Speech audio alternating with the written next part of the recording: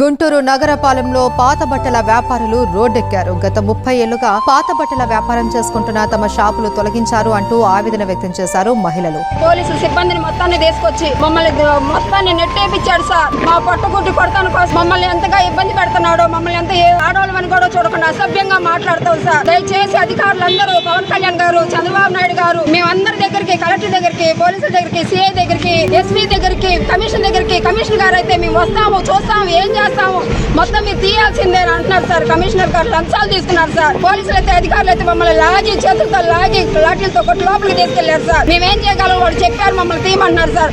మాకు న్యాయం కావాలి సార్. మా పట్టుకోటి మీద కొట్టారు సార్. దయచేసి మీరు ఇన్న వాళ్ళందరూ, మమ్మల్ని చూసిన వాళ్ళందరూ, ఇంతమంది 100 మంది 1000 మంది బతుకుతున్నాం సార్. మేము ఒక్కొక్క షాప్ మీద 4 కుటుంబాలు బతుకుతున్నాం సార్. దయచేసి మీరు ఇన్న వాళ్ళందరూ మమ్మల్ని కాపాడు సార్. మమ్మల్ని రోడ్డు మీద వేశారు సార్. ఈ రోజు నుంచి మేము ఎలా బతకాలి సార్? చావడం తప్ప మాకు వేరే దారి లేదు సార్.